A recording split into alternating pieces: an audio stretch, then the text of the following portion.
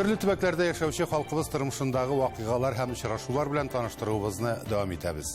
Сез татарлар тапшыруын карыйсыз бүгенге программада. Калининградта татар эзләре. Әлеге һәйкәлнең үзәгендә 6 Советлар Союзы героеның исеме мәңгеләштерелгән. Алар арасында безнең татар егетләре дә бар. Милләтебез тарихында алар башкарган эшләр бәяләп бетергесез. Ул фаҗигаль язмышлы кеше. Аның әле биографияда кайбер уңайсыз фактлар да бар. 55 ел гомер бергә азмы, күпме? Беренче мәхәббәтне кабызучы да шул булды. Гомерлек ирем 55 ел гомер үтте дә китте менә. Тапшыруыбыз ахырында көрәшчеләр сәхифәсе. 6 машина, 1 мини-трактор ота, Урал мотоцикллары суыткычларның санын да белми инде. Шулай да кадерле бүләкнең дә тагын да кадерлесе бар. Кайларга гына барып чыксак та милләттәшләребез Татарстанга карап яши. Чөнки аларның тамыры шунда. Сәламнәрен җиткерү, туганнарын эзләү еш була. Күп вакыт безнең ярдәмебез дә тиеп куя. Әйебез аларга тарихи ватаннар белән элемтә күпере. Бүген Калининградта гомер итүче милләттәшләребезнең күбесе Бөек Ватан сугышы елларыннан соң төпләнгән. Каланы торгызу, үстерүдә катнашкан татар оешмасы бар. Күп кенә чаралар уздыралар. Тулырак киләсе видео язмада. Милләттәшләребез артыннан дөнья гизәбез. Хәзер без Гәрәбә иле, Польша һәм Литва чигендә урнашкан Калининград шәһәрендә. Монда да безнең милләттәшләребез гомер итә. Хәзер без аның нәкъ үзәгендә. Инде соннарга килсәк, әлеге өлкәдә 5000ннән артык милләттәшебез гомер итә. Бүген тапшыруыбыз нәкъ менә шул хакта. Шундай элек тарихы, шундай юк, монда традициялары татарлар юк.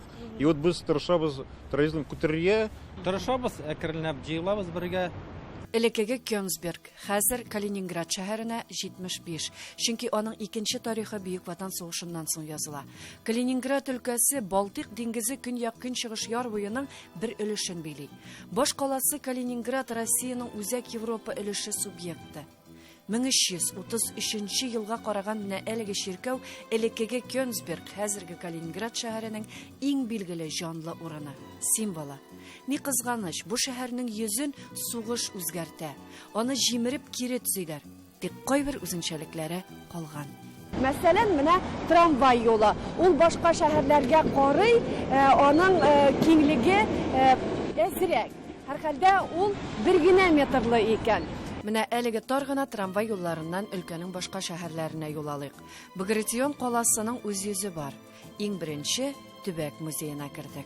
История города началась в 1325 году, когда Тевтонский орден здесь построил замок, крепость. Позднее вокруг крепости появился маленький поселок, он вырос и к 1585 году стал городом, получив полные городские права. И с этого времени известен исторический герб нашего города. А в 1946 году началась новая страница в истории города. Восточно-прусский городок Прейсешелау стал частью Российской Федерации и получил новое имя в честь генерала князя Петра Ивановича Багратиона, который у стен этого города в 1807 году участвовал в сражении против армии Наполеона.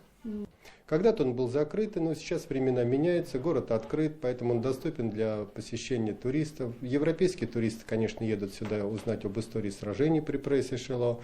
Российские туристы едут посмотреть российскую Германию, потому что у нас сохранилось много интересных объектов культурного наследия, не похожих на архитектуру большой России. Это тоже особенность, это изюминка нашего региона, кроме янтаря и Балтийского моря.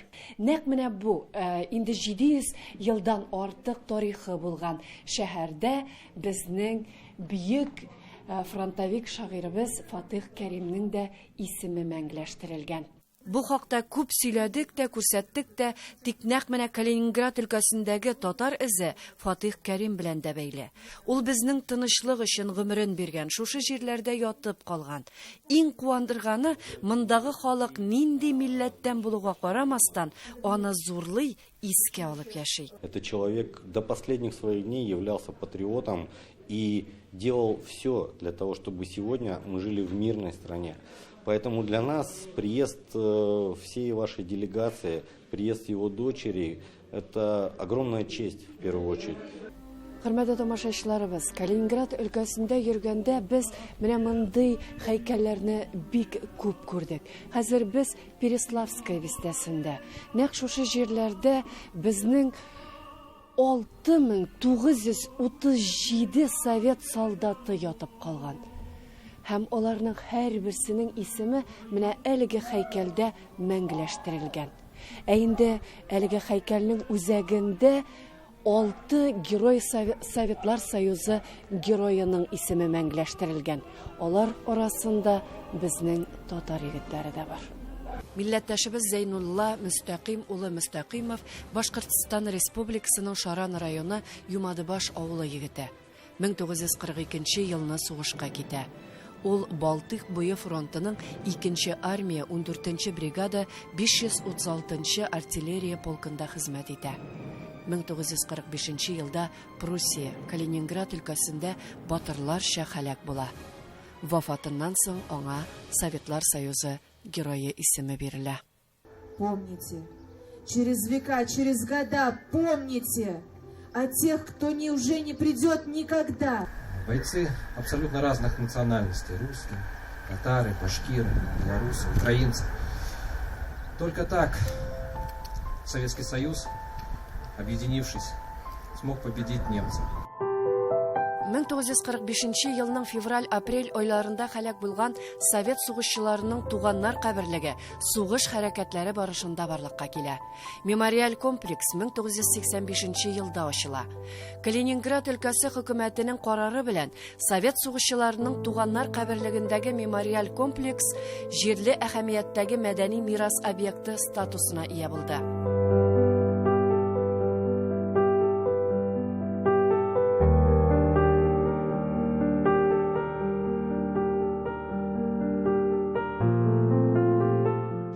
Калининград өлкәсе буйлап сәяхәтебезне дәвам итәбез. Хәзер без Большое Исаково, Зур Исаково бистәсендә. Нәкъ менә әлеге бистәдә Калининград өлкәсендә беренчеләрдән булып мәчет салына. Бу 2006 елда була. Күпме Калининград өлкәсендә күпме мәчет? Монда хәзер бездә Иш мәчет. Иш мәчет бар. Менә бу Большое Исаково. Большое Исаково, аннан соң менә вот недостроенный анда мечеть анда шәһәрдә, паркта, значит, и менә Гурийский янында. Һәр милләттән мөселманнар киләләр бу мәчетебезгә. Безнең мәчеттә янә бар культурный центр. Кайсы киләләр bütün милләтләр үз аналарыны, адатларыны Коран укыйлар, балаларга исем бирәләр, әзан укытыралар, никах укытыралар. Беренче онытмаска үзенең телене, үзенең нәселне Онытмыйлар, горурланып яшиләр монда милләттәшләребез. Ләйсәнә Сыдриддинова, татарлар, Калининград өлкәсе. Тарихыбызда милләтебез өчен күп эшләр башкарып та танылмыйча калган шәхесләребез байтак. Шуларның берсе күренекле татар әдибе, Дәртмән тәхлилесе астында иҗат итүче Закир Рәмиевнең бер туган абыйсы, татар сәнәгатьчесе, алтын прискалары хуҗасы, хәйрияче Нашир Шакир Садыйк улы Рәмиев. Алдагы видео язмабыз аның истәлегенә багышлана. Мөхәммәд Шакир Мөхәммәд Садыйк улы Рәмиев Уфа губернасы Стерлитамагы йөзе, Җиргән авылында 1857 елда туган. Кечкенә чагында ук аның гаиләсе Оренбург губернасы Орск йөзе Юлык авылына яшәргә күчә. Белемне Юлык, Муллакай авыллары, Орск мәдрәсәләрендә ала. Тарихи чыганакларда аның турында мәгълүматлар бик аз. Чөнки күбесе аның энесе Мөхәммәд Закир Рәмиевнең исемен беләләр. Күренекле шагыйрь. Мин әлбәттә Дәртмәннең дәрәҗәсен төшерәсем килми, ләкин Дәртмән ул чынлыкта күбрәк шагыйрь буларак танылган булса да, менә алтын приискаларны оештыручы, бөтен аларның зур эшен алып баручы кеше һәм гаиләсен тотып торучы кеше асылда Шакир Рәмиев була. Шуңа күрә алтын приискаларын әтисе 1869 елда төпле һәм сәүдә эшендә үткен Шакирга калдыра. 1900 елга кадәр ул Солтан һәм Гаделшах, аннан соң югары Уральск өязендә Балкан приискаларында яши. Шакир Рамиевның төп максаты үзенең бизнесын, үзенең алтын чыгаручы приискаларны модернизацияләү тора. Модернизацияләү өчен Европага барып, андагы җиһазларны алырга кирәк була. Европада анда әлбәттә чит телләрне белергә кирәк, ул вакытта бөтен технологияләр Германия һәм Бельгия кулында була. Шуның өчен ул үзе белән күп чит телләр белгән Фатих Кәримин ала. Аның белән Европа буенча сәяхәт итәләр. Кайткан вакытта Исмагыйль Гаспралы янына Бакчасарайга да кирип чыгалар. Шул вакыттан башлап алдынгы карышлы Шакир Рамиев газета чыгару фикере белән янып яши башлый. Инесе Закир белән киңәшләшеп, алар 1902 елда татарча гәҗит чыгарырга рөхсәт сорыйлар. Ләкин ул рөхсәтне аларга бирмиләр. Татар дөньясы өчен гәҗит кирәк. Татар үзенең элеккән булган бүген нинди хәлгә төшкәнлеген белергә тиеш. Без монда Казанда яисә Оренбургта матбугат өчен җайга салырык та безгә рөхсәт бирмиләр шул. Шуңа күрә сезнең татар гәҗите чыгуы бөтен татар дөньясы өчен бик зур вакыйга. Фәниләр, бик зур тәшәккүрләр сезгә. Әле без татарда сезнең кебек фидакарлар барында киләчәгебез өметле. Иншалла. Үзенеке булмаса да башкаларга ярдәм итә. Мәсәлән, Оренбургда Гыйльман Ахунның матбагасын ачарга булыша. Хәйриячелек белән шөгыльләнә башлый. Оренбург, Төстүбә, Петербург, Троицк, Ялта хәйрия җәмгыятьләрендә даими мактаулы әгъза була. Мәчет һәм мәдрәсә төзелешләренә акча бирә. Ислам һәм урыс мәктәпләрендә үз хисабыннан шәкертләр укыта. Мөхәррирләрнең китапларын нәшер итәргә игъана итә. Үзенең Вакыт исемле татар гәҗитен ул беренче инкыйлабтан соң гына чыгаруга ирешә.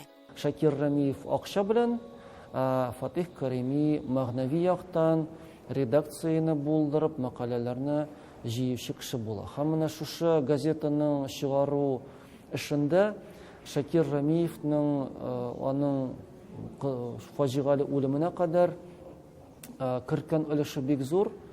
Һәм әгәр дә Шакир Рамиев күп акчаны кызганмаган булса, бәлки бу газетаның зур дәрәҗәгә ирешергә дә финанс нигезе булмас иде. 1907 елда Шакир Рамиев башлангычы белән Шура исемле татар журналы нәшер ителә башлый. Аның мөхәррире Ризаетдин Фәхретдин була. Энесе Закир Рамиев та аның бу башлангычында ярдәм итәргә тырыша. Безгә билгеле булган документаль фактлар Закир Рамиевның күбрәк дизайн белән кызыксынуы, аннары соң кайбер мәкаләләр эчтәлеге белән кызыксынуы белән күбрәк шөгыльләнгән. Күп тә үтми 1912 елда Рамиевлар гаиләсе зур кайгы кичерә. Шакир Рамиев юл һәлакәтенә эләгеп вафат була. Барлык гаилә эшләре, финанс мәсьәләләреннән читтәрәк торган Закир Рамиевка күчә. Аннан соң икенче инкыйлаб һәм кулакларны бетерү, байларның бөтен милкен тартып алу сәясәте башлана. 1921 елда Дәрдмән дә үлеп китә. Ләкин күренекле татар гаиләсе үз нәсел дәвамчыларын югалтмый. Бер туган Рамиевлар 20нче гасыр башы татар иҗтимагый тормышында күренекле ис калдырган. Татар дөньясының тәрәккые, мәгарифе, мәдәнияте, әдәбияты үсеше өчен җан аткан абруйлы, милләтпәрвәр шәхесләр булып тарихка язылып кала. Зөһрә Фатыйхова, Татарлар, Казан.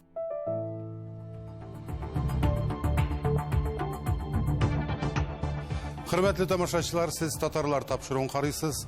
Программабызның икенче өлешендә. 55 ел гомер бергә азмы, күпме? Беренче мәхәббәтне кабызучыда шул булды. Гомерлек ирем 55 ел гомер үтте дә китте менә. Тапшыруыбыз ахырында көрәшчеләр сәхифәсе. 6 машина, 1 мини-трактор та, Урал мотоцикллары суыткычларның санын да белми инде. Ә шулай да кадерле бүләкнең дә тагын да кадерлесе бар. 55 ел бергә Оренбур өлкәсенең Әсәкәй районы Иске Солтангол авылында гомер итүче Калимуллиннар гаиләсе бу юбилейны кызыклы итеп билгеләп үтте. Алар 2 кыз белән 1 ул үстерәләр. Балалары якыннарына сюрприз ясарга була. Юбилер Закария белән Галия Калимуллиннарның көндәлек тормышлары белән бәйрәм көннәре көтелмәгән сөенеч турында Оренбур өлкәсеннән репортаж. Бәлешләрем пешкән, тәмле булып, шоколадный булган. Галия ханым әле оста хуҗабиккәдә булып чыкты. Иске Сылтангал авылында кунак сталендә бәлеш булу гаиләнең кунакчылыгы турында сөйли. Җитди һәм тиз хәрәкәтләр. Нәтиҗәдә төп ашамлык әзер. Авыл йортына муллык тырыш хезмәт нәтиҗәсендә генә килә. Хезмәтнең нәтиҗәсе менә кайда беленә. Ишле гаилә бер өстәл алдында соңрак җыелыр. Әлегә бәйрәм табыны туганнарын, дусларын җыйды. 55 ел элек Галия апа белән Закария абыйны Иске Сылтангал авылы урамы таныштыра. Ул якка бара, кибеткә бара. Мин кибеттән кайтып киләм. Шуннан булай итеп карадым да инемедем. Бигрәк матур абзый дип. Солдат киемен кигән, матур инде. Бер-беребезне менә шулай каршы килгәндә очрашып караштык та как-то бер төрле йөрәкләр эләнеше булып китте. И ул да узганнан соң мин дә борылып, ул да борылып, ниләр карашлар шулай туры килде. Бер авылда яшәп та бер-берсен белмәгән яшьләр шулай таныша. Өйләнештек 65 елны. Туйлар ясап, заманча инде матур итеп. Беренче кызыбыз туды 66 елны. Тормыш иптәше белән алар бер ул, ике кыз үстерәләр. Кызлары Лилия, уллары Ришат, соңрак кеше кызлары Зинфира туа. Өчесе дә югары белемле табиб, төзүче һәм юрист. Хәзер инде 7 ыныклары, 2 ыныкчыклары бар. Барысы да Мәскәүдә яши. Бик яраталар берсен-берсе, Аллага шөкер. Шунысы өчен сөенәбез. Бәхетле булдылар, Аллага шөкер. Авылыбызның бер дигән уңган егетләренә чыкты кызларыбыз. Малайбыз тоже авылыбызның уңган киленебез, уңган кешеләр семьясыннан.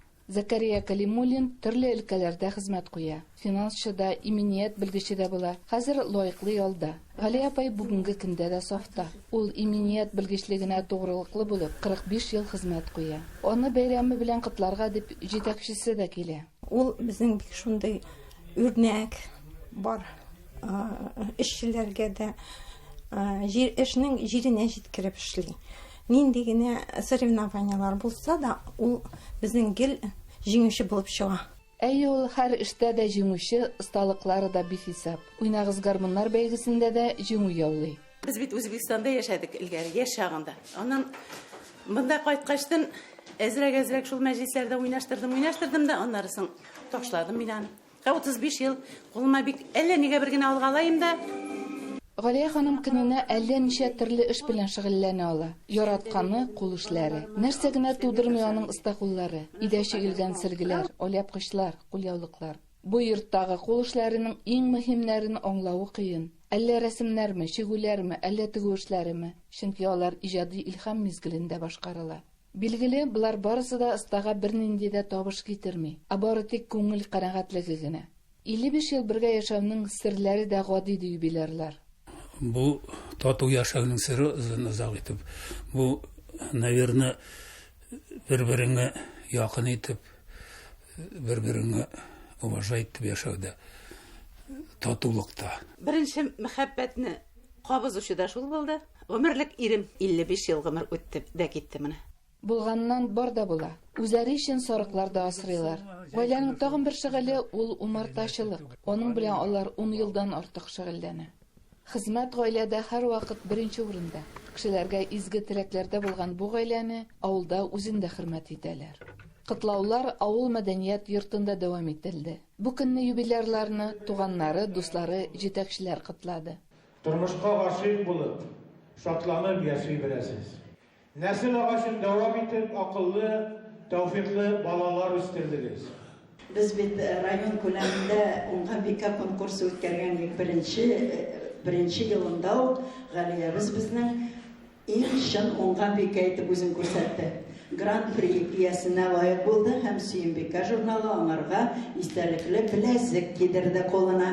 Сәхнәдә бер-бер артлы туганнарының кытлаулары яңгырады. Музыкаль гаиләдән музыкаль бүләк. Галия апайның энесе Рафаил да оста гармунчы, җырчы.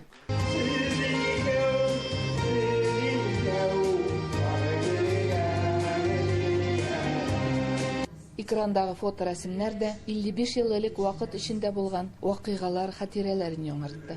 Калимуллиннар балаларының кайта алмауларына моңсуланып экран аша Мәскәүдә яшәүче балаларының видео котлауларын тыңладылар.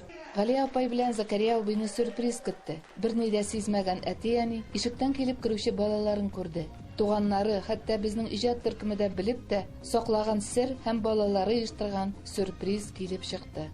Сюрпризлар моның белән генә тәмамланмады. Мәскәүдә яшәүче Гали апайның сеңлесе Флюраның кайтуы да сер була. Балаларыбыз сезгә менә шулай дип сюрпризлар ясасыннар. Ышандырып кайтмыйбыз дип кайтып килсеннәр.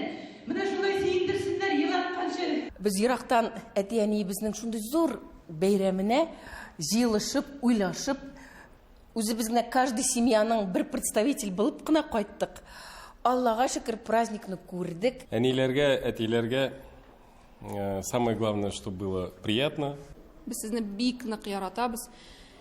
Бик нык хөрмәт итәбез. Сез безнең иң якыннарыбыз, иң кирәкле тормышыбызның таянышы сез. Икәү рәхим итеп, пар булып, тигез булып яшәгез, зак-зак итеп безнең яныбызда. Үз кешеләре, хәләл ризыклары белән яшәүче Галия белән Закария Калимуллиннарга озын гомер белән исәнлек кенә телисе кала. Оренбур өлкәсеннән Фирүзә Абсалямова, Татарлар. Россиядә көрәшне үстерүгә керткән зур хезмәтләре өчен медале белән Татарстан көрәшчеләре арасында беренчеләрдән булып бүләкләнә. Ул Үзбәкстанның да спорт остасы әле. Көрәшчеләр сәхифәсендә бүген Түбән Кама баһадиры.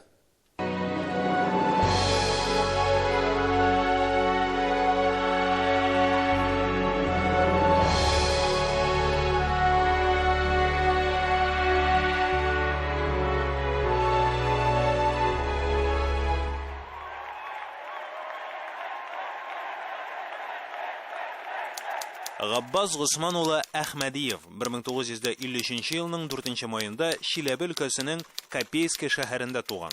80-90 килограмм авырлыкларда көрәшә. Милли көрәш буенча Татарстанның 7, Россиянең 6 тапкыр чемпионы. 3 тапкыр Муса Җәлил, 2 тапкыр Мулланур Вахитов исемендәге турнирлар җиңүчесе. Түбән Кама сабантуеның 8 тапкыр абсолют батыры, Татарстан Республикасының ат казанган спорт мастеры. Милли төрләр буенча РСФСРның спорт остасы, СССРның самбо буенча спорт мастеры, Үзбәкстанның спорт остасы. Бүген Түбән Кама шәһәрендә яши. Спорттагы бу казанышларының барысы да Татарстанның Яңа Шишмә районындагы Сөлчәбаш авылына барып тоташа. Чиләбе өлкәсендә туса да бала чагы һәм яшьлеге әтисенең туган ягында уза. Әтисе Госман урманчы, яшь чагында оста көрәшче булган. Габбас Әхмәдиев та нык булып чыныгып үсә. Кышларын ул чаңгыда 8 километр ераклыктагы мәктәпкә йөреп укый. Дәресләрдән соң урманда әтисенә булыша. Мәктәптә укыганда Габбас Әхмәдиев үзенең яшьтәшләре арасында көчле физик яктан нык булуы белән аерылып тора. 10-нчы сыйныфны тәмамлауга бернинди махсус һөнәри белеме булмаса да, мәктәпкә физкультура укытучысы итеп билгелиләр. Аннан ул армиягә алына. Биредә самбо белән кызыксынып китә. Шушы төр буенча спорт мастерлыгына кандидат нормасын үти. Армиядан кайткач, самбо һәм ирекле көрәш белән дә шөгыльләнә. Ярышларның берсендә аңа татарча көрәшне тамаша кылырга туры килә. Мин дә татарча көрәшергә тиеш дигән бурыч куя. Без инде татарча көрәш ул 75 елларда Данил Галиев Чистайдан килгәч, факелда, бик нык факелда бөтен көрәшчеләр җыела башладылар. Шушы вольнидан, классикадан көрәшкән көрәшчеләр, кызыккан татар малайлары шу көрәшкә кереп киттеләр шушында. Без аттагач тапкыр занимация итә идек. Татарча көрәш самбо көрәшенә ул якынрак. Туры басып көрәшәсең, күкрәк белән кирип, курткадан эләктереп атасың бросокларны. И ул бик күп җитезлек бирә самбо көрәше. Һәм ул самбодан занимация иткән кеше бер качанда аркасына төшәргә тырышмый. 1987 елда Чабаксарда 90 килограмм авырлыкта Россия чемпионатында абсолют батыр булып кала. Бу минем өчен иң зур уңыш иде ди ул. Шулай ук Төньяк Кавказ көрәшчеләре дә аны яхшы беләләр. Габбас Әхмәдиев Үзбәкстанның спорт остасы исемен дә йөртәле. Мондый зур дәрәҗәгә Үзбәкстанда һәр елны Каратай Юсупов истәлегенә уздырыла торган турнирда көрәшеп лаек була. Үзбәк көрәше инде ул шулык көрәш ул бездә кебек барбан апа ясар. Анда инде чапан киеп көрәшәсең, аларда әзрәк аяк белән эшләргә ярый инде, аяк белән помага итәргә ярый. Шушындый ук бросоклар. Турнирда инде беренче урынны 90 килограммда мин калдым. Шушы турнирны уткан кешеләргә Үзбәкстанның спорт стасы дигән мактаулы исем бирелде. Хәзер көрәшчеләргә мөмкинлекләр дә, аларны үсендерү чаралары да күп. Ул вакытта газетада безнең турыда бер мәкалә басылса да, зур бүләк була иде, ди Габбас Әхмәдиев, Социалистик Татарстан газетасында журналист Илдус Илдархановның алар турында язганнарны исенә төшереп. Бүген дә газетадагы төрле елларда басылган мәкаләләрне кадерләп саклый. Булай 6 машина, 1 мини-трактор ота, Урал мотоцикллары суыткычларның санын да белми инде. Шулай да кадерле бүләкнең дә тагын да кадерлесе бар. 22 яшемдә Чистай шәһәрендә көрәшеп, район беренчелегендә бик танылган көрәшчеләр белән көрәштем һәм абсолют батыр калдым. Шунда 96 килограмм тәкә бирделәр һәм костюм чалбар бирделәр. Ул костюм чалбарны алып кайтып әтигә бирдем. Әти мәрхүм инде.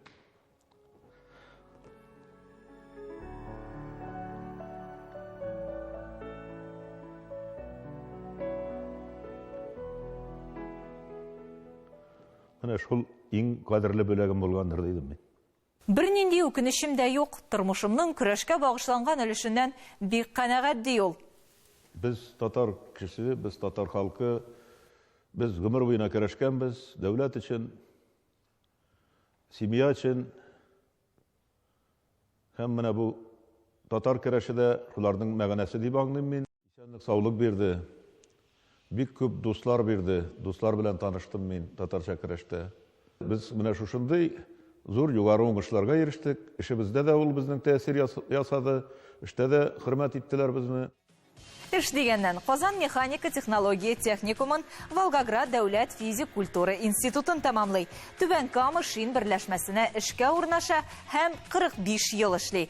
Бүген Шинник спорт комплексында спорт инструкторы. Актив тормыш рәвеше алып бара. Чаңгыны үз итә, ауга йөрергә, мунча керергә ярата. Сер итеп кенә әйтәбез, бүген дә көрәш буенча тренер булып эшләр идем ди.